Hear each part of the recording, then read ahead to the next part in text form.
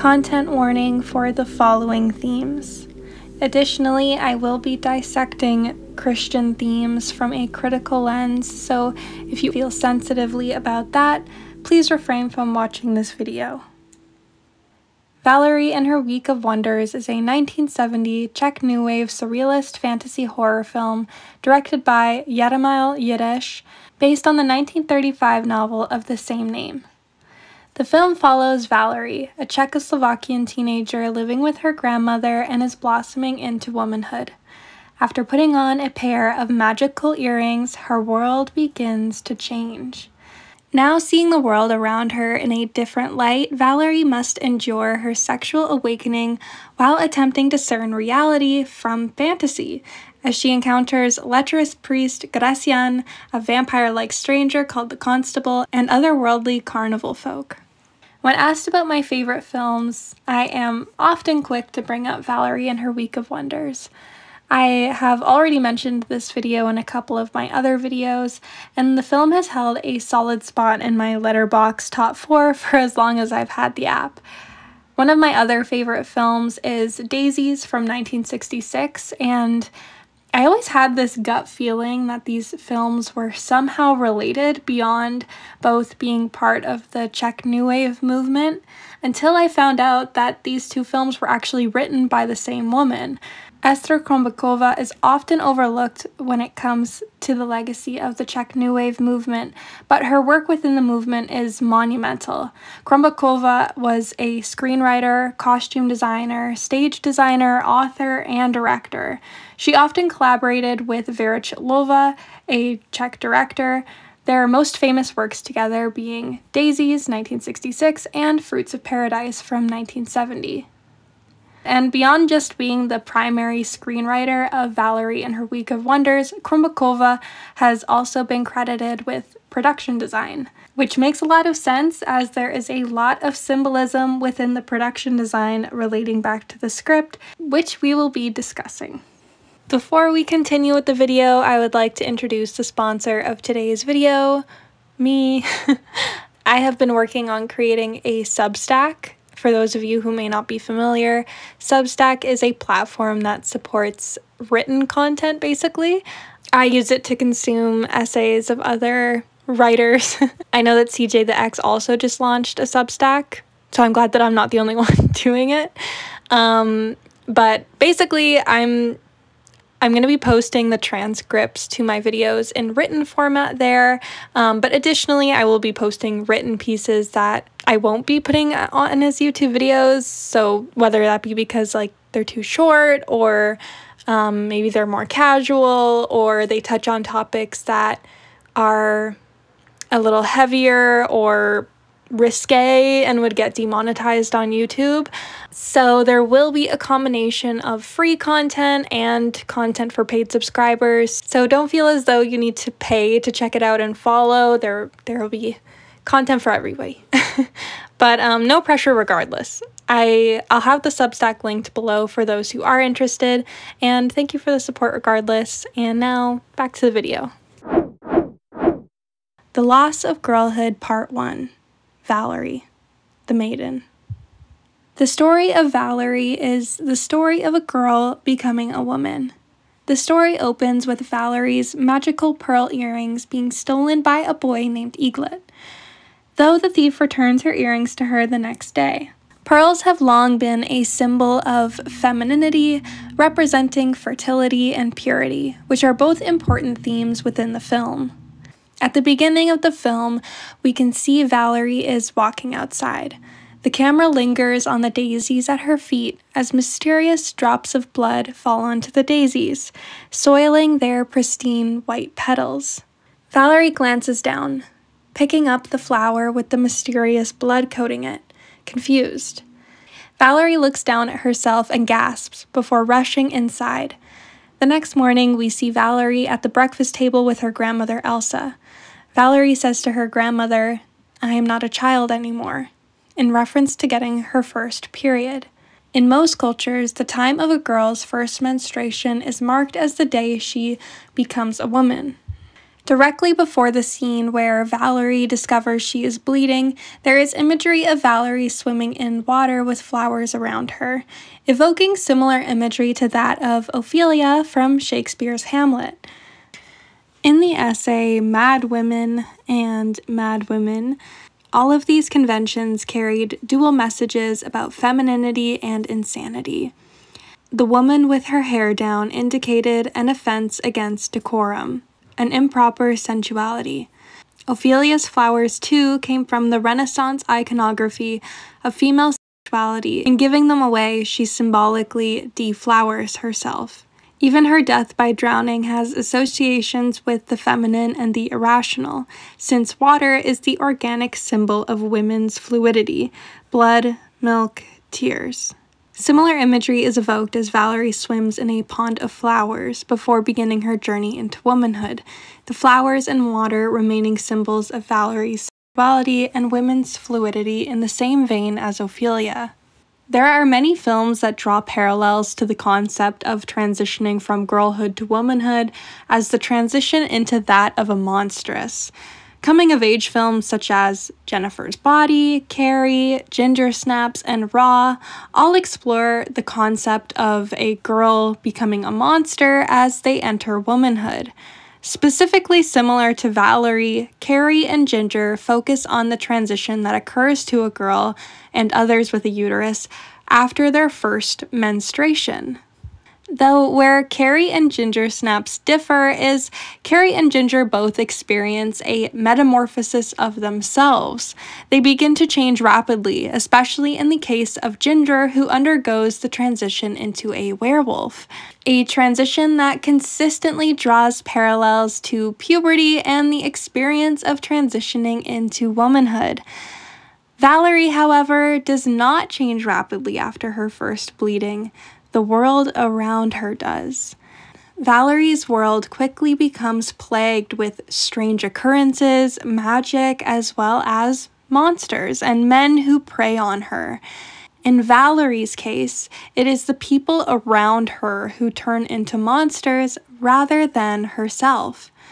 Additionally, the film is titled Valerie and Her Week of Wonders, and the length of one's menstruation typically lasts on average several days or a week.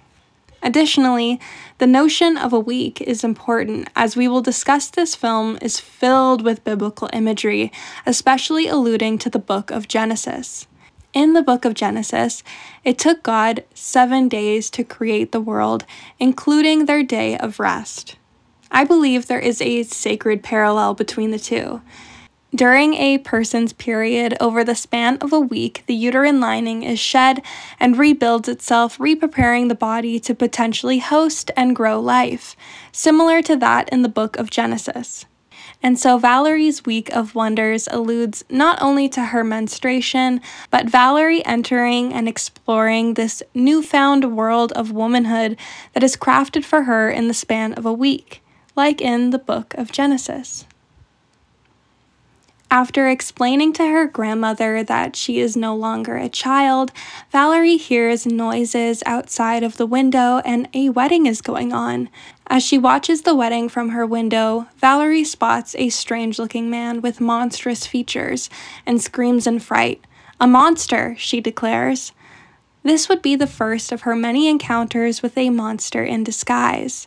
This to me feels like a very similar message as to what Nabokov was intending with his 1955 novel Lolita, to portray a young girl losing her innocence through being sexualized and preyed on by a man far older than herself, which is repeatedly shown within this film, as we will discuss later. In their essay, The Fetishization of Girlhood by M.C. Easton, they state, "As a writer, I find it impossible to think about the fetishization of girlhood without referencing Vladimir Nabokov's Lolita. The point of that novel is not that grown men fetishize girls, it's that we find it acceptable, even normal, when they do. Men who prey on young women, it's not an accident or an instinct. It's a sexual predator seeing an opportunity and choosing to take it with both hands." To me, this concept of a girl's world changing around her and filling with monsters as she enters puberty is a unique spin on the coming-of-age monster story. And to me, it feels very accurate to what it feels like to be a 13-year-old girl. For many girls and AFAB people, as they enter puberty and their body begins to mature, this comes with being sexualized while one is still very much a child. For girls, this can be confusing and even traumatizing. The first time I was catcalled, I was 12 years old. And if anything, I got catcalled more between the ages of 12 to 15 than I did when I was 20. I remember feeling very overwhelmed by this attention, often from men who were much older than myself. I recall very vividly on one occasion when I was 12 years old, being with a group of kids of varying ages. One boy who was about 18 years old began to compliment me in front of the group. He stared directly at me as he spoke, but he was not talking to me, but rather speaking about me to our mutual friends, as if I wasn't even there. Nothing like this had ever happened to me before. I felt flattered by the attention and yet uncomfortable. Luckily, nothing further than that happened, but I do remember how it felt to catch a man looking at me like that for the first time, though it would not be the last. I remember it felt as though my innocence was being repeatedly shattered throughout my teens as I was repeatedly preyed on by men whom I thought had my best interests in mind. And many girls don't even make it to their teens before their innocence is shattered. Like myself, Valerie finds herself in similar situations, repeatedly being preyed on by men in a way she never experienced before. I think this quote by Jenny Zhang largely captures the essence of girlhood explored within this film. Girlhood is a story of desire, innocence, fall from innocence, being desired, being not desired, being desired by the wrong people, by dangerous people, by the right people, by excitingly dangerous people.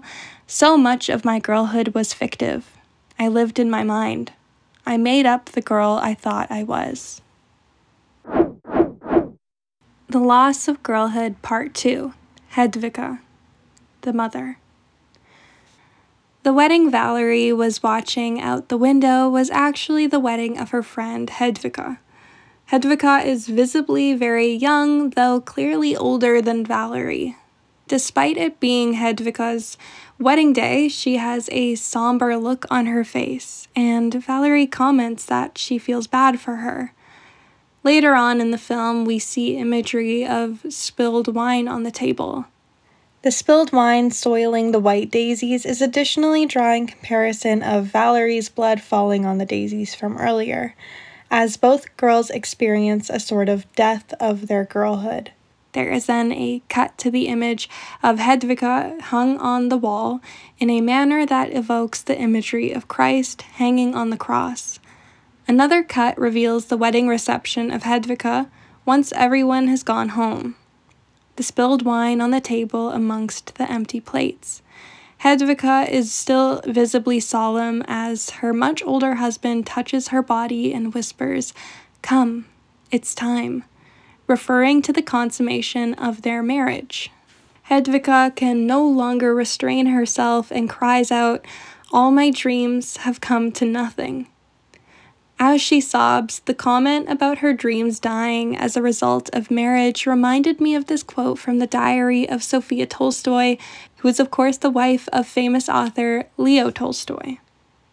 "I have served a genius for almost 40 years. Hundreds of times I have felt my intellectual energy stir within me and all sorts of desires, a longing for education, a love of music and the arts, and time and again, I have crushed and smothered these longings. Everyone asks, but why should a worthless woman like you need an intellectual or artistic life? And to this question, I can only reply, I don't know, but eternally suppressing it to serve a genius is a great misfortune." In many cultures throughout history, traditionally, women have been taught that their purpose is to serve their husband, and so when a young woman or girl gets married, she is persuaded or forced to give up her dreams if they pertain to a life or desire outside of the household or motherhood. As Hedvika is ready to consummate her marriage, which will perhaps bear a child, she knows that she is rapidly entering a new phase in her life, as Hedvika will likely be forced into a lifestyle of motherhood and domestication. We witness Hedvika mourning her lost girlhood. Once the newlywed couple finally enters the bedroom, Elsa and the constable appear from behind the bed. Elsa bites the neck of Hedvika, stealing enough blood in order to become young again. Elsa and the constable prey on Hedvika for her youth in the same way her now husband does. After being bitten, a switch seems to turn on in Hedvika. She becomes more lustful, pursuing her husband in a way she didn't moments ago. I'm not exactly sure how Valerie is witnessing this, but as Hedvika consummates her marriage, Valerie watches from her bedroom. Valerie looks frightened and uncomfortable and is then shown running in a field, as if running from a fate she knows that, as a woman, will eventually be hers. She is frightened because she knows that she too could so easily become Hedvika, trapped, her dreams forgotten. After the couple consummate the marriage, the husband says to Hedvika, "Not a drop of blood." Hedvika grows solemn again and begins to cry. Her husband is disgusted, stating, "Don't cry. Crying makes you look old." The spilled wine, followed by the imagery of Hedvika on the wall, is of course an allusion to the blood of Christ when he is murdered on the cross. That, accompanied by the consistent dismissal of Hedvika's suffering, reminded me of a quote by Eileen Myles. In their book, Cool for You, poet and author Eileen Myles states, "I've often thought of a female Christ. Mostly, the world can't take it. Because of people's feelings about the delicacy of women, and also because of what a meaningless display female suffering simply is. If you belittle us in school, treat us like slaves at home, and finally, if you get a woman alone in bed, just tell her she's all wrong, no matter what sex you are. Or maybe you just grab one on the street and f*** her real fast in an alley, or in her own bed. I mean, if that's the way it usually goes for this girl, what would be the point in seeing her half nude and nailed up? Where's the contradiction? Could that drive the culture for 2,000 years? No way. Female suffering must be hidden, or nothing can work. It's a man's world, and a girl in a cross would be like seeing a dead animal in a trap. We like to eat them, or see them stuffed. We even like to wear them, but watch them suffer? Hear them wail?" The complaining lines were expunged from Florence Nightingale's book. Hedvika represents the death of girlhood, and the sacrifice that is traditionally accompanied by womanhood, wifehood, and motherhood. As she marries a man far older than herself who preys on her youth and that she does not love, she grieves the death of her dreams, haunted by the ghosts of the people she once thought she may be. The Loss of Girlhood, Part 3. Elsa, the Crone. In many ways, Valerie, Hedvika, and Elsa can be looked at as embodying the maiden, mother, and crone archetypes. Although beginning her transition into womanhood, Valerie still sits well within the maiden archetype. As Hedvika starts her life as a wife, she has now begun to enter the mother archetype, and Valerie's grandmother Elsa sits within the crone archetype. Joanne Sienko states in her 2011 essay, The Crone Archetype, Women Reclaim Their Authentic Self by Resonating with Crone Images. The way women enter their third and final stage of life is greatly impacted by society's perception of older women that is internalized by them as a part of their identity.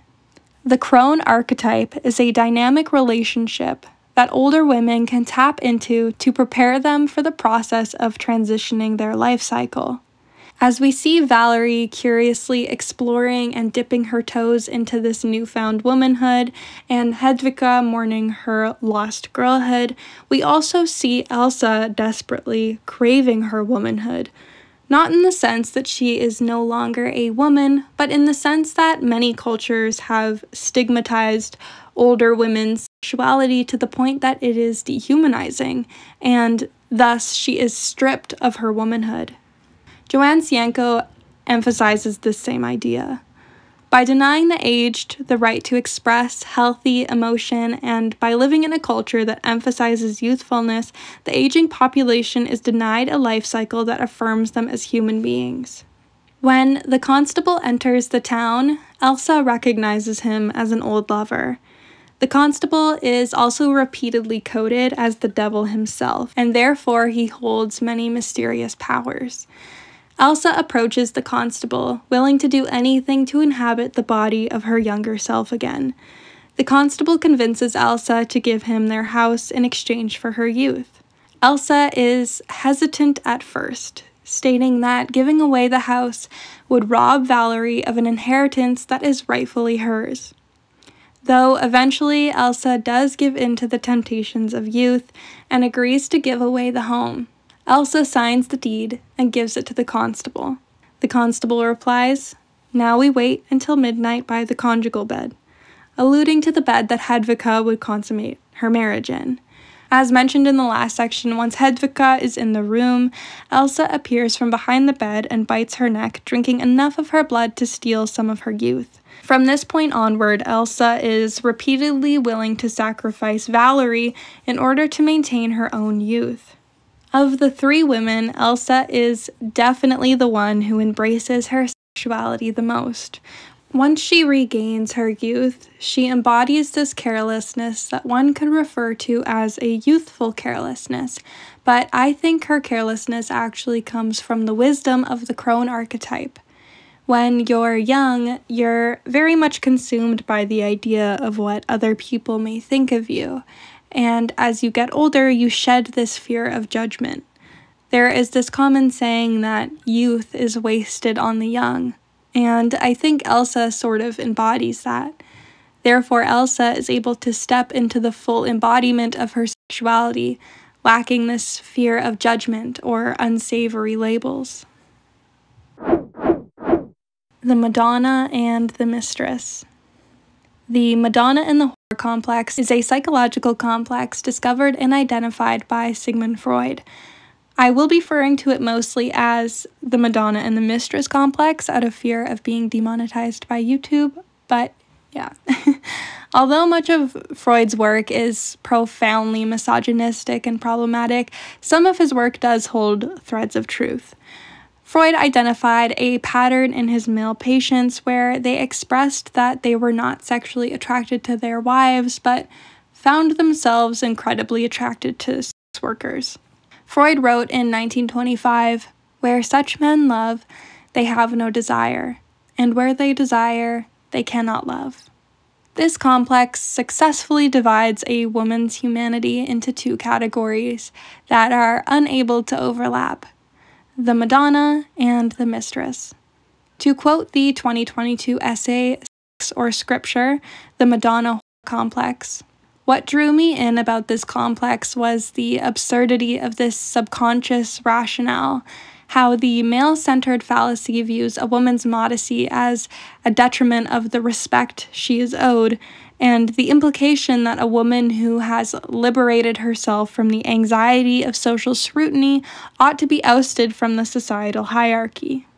This dichotomy must be entirely self-imposed and constructed from subconscious fears of losing control, as I myself have never glared at a woman and thought to myself, is she worthy of respect, or do I find her sexually desirable?"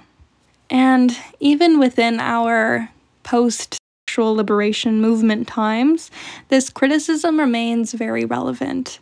I have had the misfortune of stumbling upon countless podcast clips that degrade women for the amount of sexual partners they have, men like Andrew Tate and the Fresh and Fit boys come to mind as they speak about high-value women who have had little or no sexual partners. A high-value woman does not exist without a man. Right. There's no such thing as a high-value woman that's independent. Right. And the reason why I say that is because a woman's value is determined by what caliber of man can she attract and retain. You know, a man's value is determined by what can he create and what kind of value can he bring to the world. These supposed high-value women are, of course, marriage material in their eyes, aka the Madonnas, and they still preach how it is within a man's right to sleep with multiple sexual partners. Though for this ratio to work, there needs to be the so-called Madonnas and the so-called mistresses. And so these men hypocritically condemn the so-called mistresses while demanding their existence. A woman is forced into one of these boxes. Pure, motherly, nurturing, or tainted, depraved, and sexual. The loved and the respected versus the desired.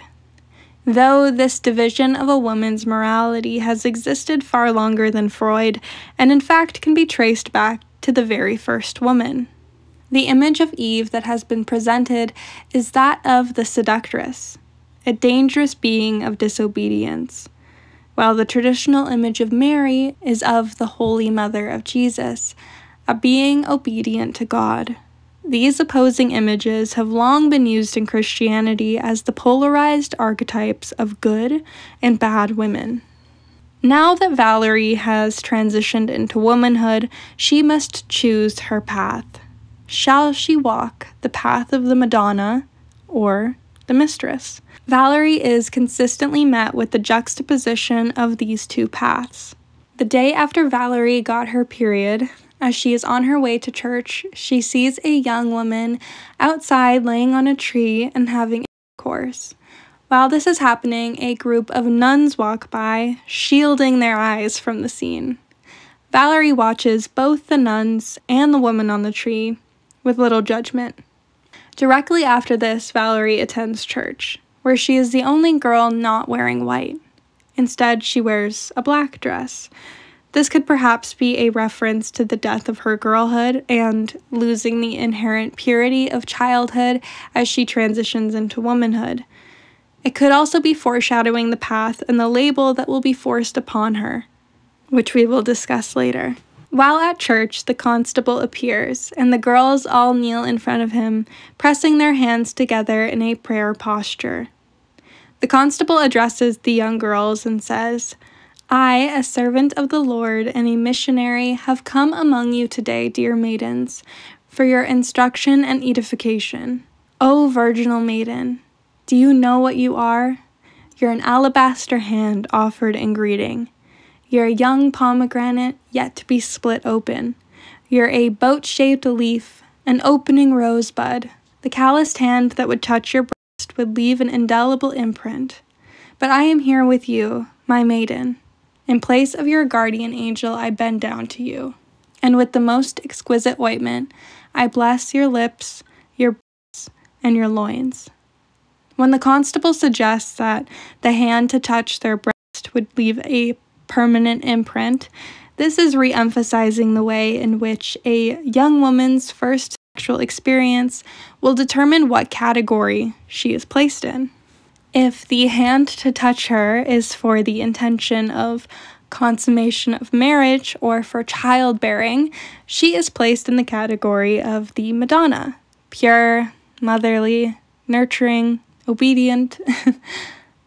Though if the hand to touch her is for any other reason, be it lust, sexual desire, or even rape, especially out of wedlock, then she will be placed in the category of the mistress. Alongside Eve, she will be unjustly deemed and remembered as a temptress, seductive, evil, and disobedient. To again quote the Eve and Mary parallel, "What labels a woman as bad hasn't changed since Eve. All the usual suspects are there. Disobedience, lust, denial, greed, anger, lying, adultery, laziness, cruelty, selfishness, idolatry. Men appear to need women who are obedient, pure, accepting, tolerant, honest, virginal, diligent, submissive, and unselfish in order to maintain their vested authority without any resistance or rebellion. It is not difficult to recognize how this list relates to the imagery of Mary in Christianity. Valerie as Eve. Within the film, the story of Adam and Eve is consistently referenced and alluded to. As I mentioned in the beginning, the book of Genesis in general plays a big role in this film. This isn't surprising, as Esther Krumbakova also wrote Fruit of Paradise, a film that reinterprets the story of Adam and Eve. Fruits of Paradise was directed by Vera Chitlova and was released the same year as Valerie and Her Week of Wonders.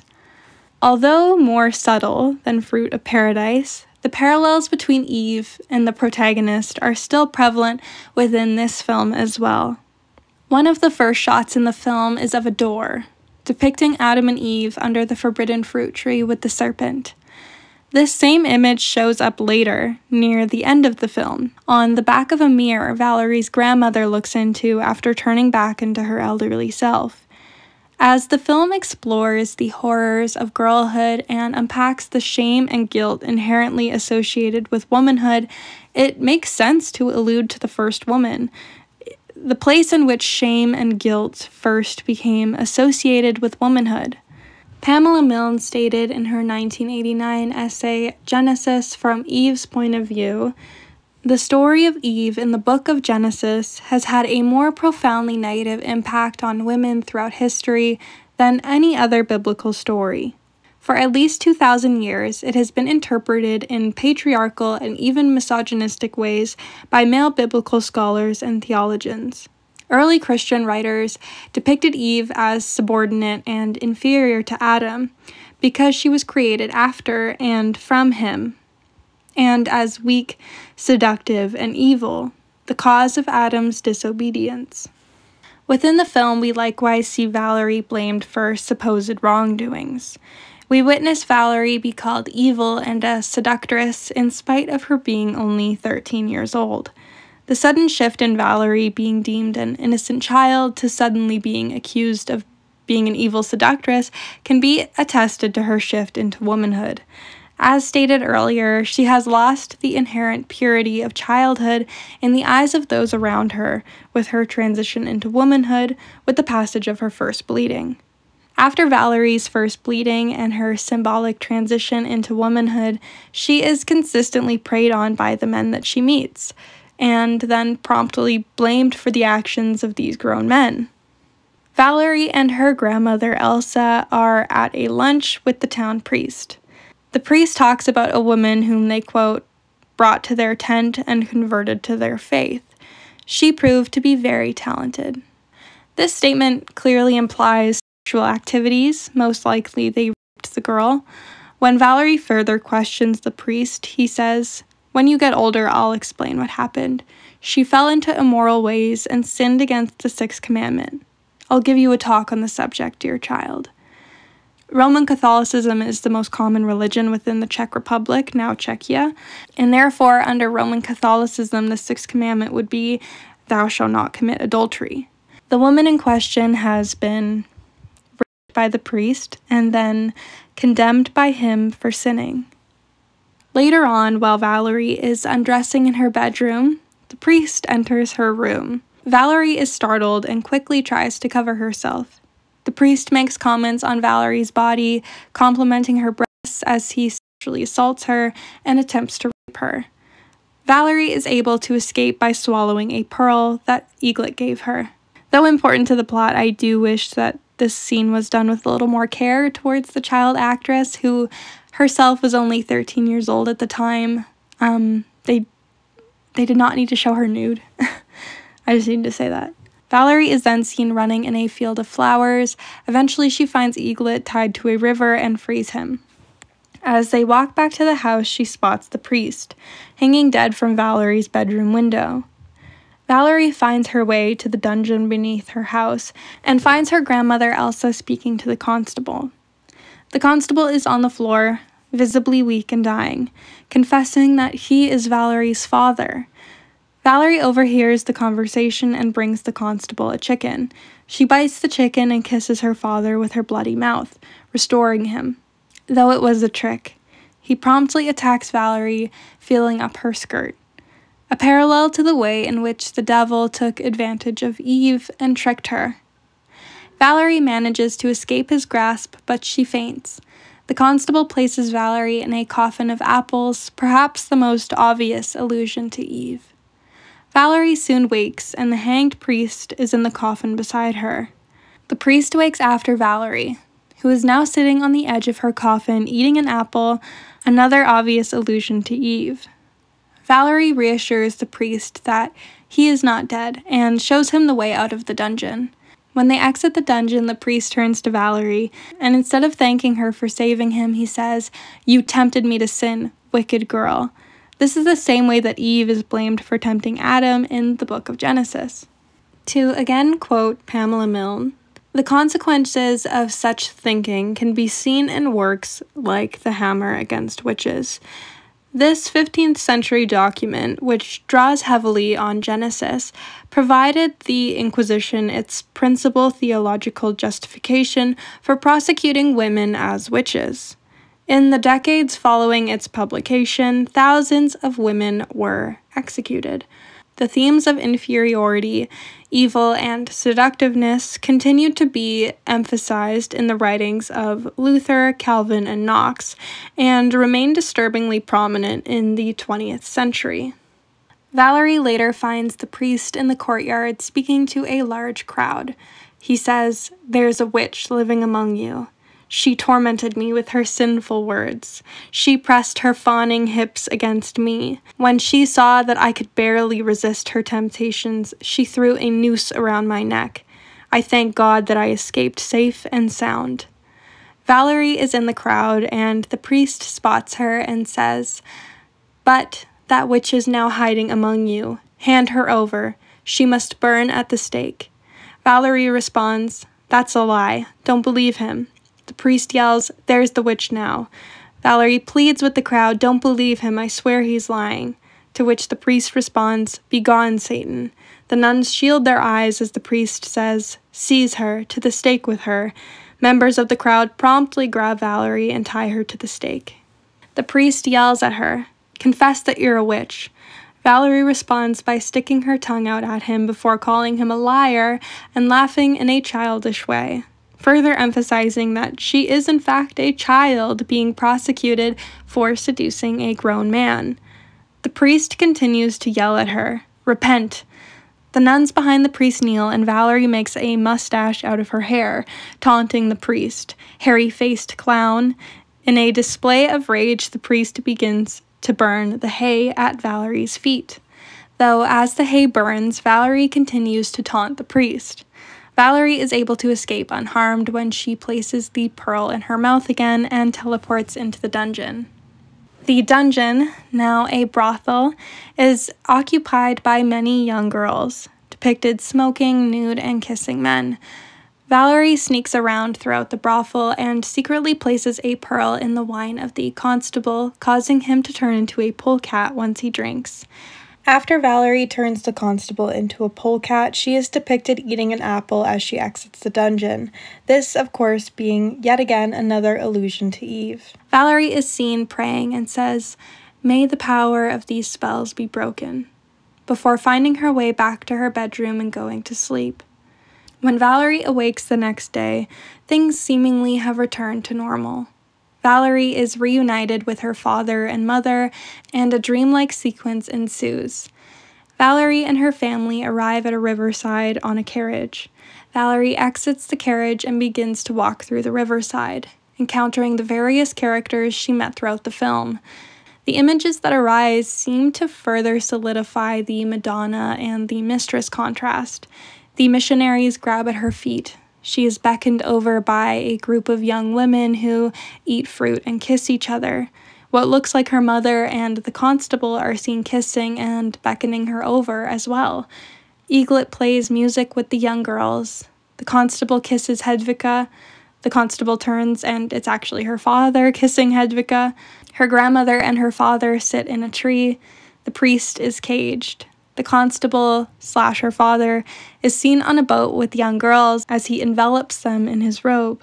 A group of girls, nuns, and eaglet are seen cuddling with a baby and a lamb. Valerie continues to walk through the woods. She finds her bed in a field. Everyone begins dancing in a circle around her bed as she lays down. Suddenly, everyone disappears, and it is just Valerie in her bed in the woods. Her week of wonders has come to an end. In conclusion, the story of Valerie is a story of the death of girlhood, as one transitions into womanhood. This film explores the ways in which different stages of womanhood entail the inherent grieving of the loss of the previous stage. Valerie mourns the loss of her innocence, Hedvika mourns the loss of her girlhood, and Elsa mourns the loss of her womanhood. The way in which the world around a girl begins to change as she becomes a woman. The illusion of naivety is cracked as a girl becomes a woman and men turn into monsters, and one's innocent perception of the world is lost. When a girl becomes a woman, she loses the inherent innocence of purity and childhood. Suddenly, Valerie is blamed for sparking sexual desire in the minds of grown men. As she enters womanhood in a culture of dogma, she must consider which path as a woman she is willing to walk. The path of the Madonna or the Mistress. The path of Mary or Eve. The path of sacrifice or judgment. Although there are certain things I don't agree with in this film, most of all would be the featuring of nudity of the child actress who played Valerie. The dreamlike way this film explores these concepts that feel so close to myself made me fall in love with this film. I think the nuance of complex emotions and experiences being presented in such a fairy tale, Alice in Wonderland-esque way makes for such an enjoyable and engaging watching experience. I am especially grateful for the scripts of Esther Krumbakova, who is able to craft such fascinating, whimsical stories that transport you to another world, while staying grounded in a very real experience of girlhood, all whilst commenting on injustices within our society. And that's all for today. If you made it this far, thank you for watching, and remember, if you are interested, check out my Substack for some more content. I hope you have a wonderful day. Bye.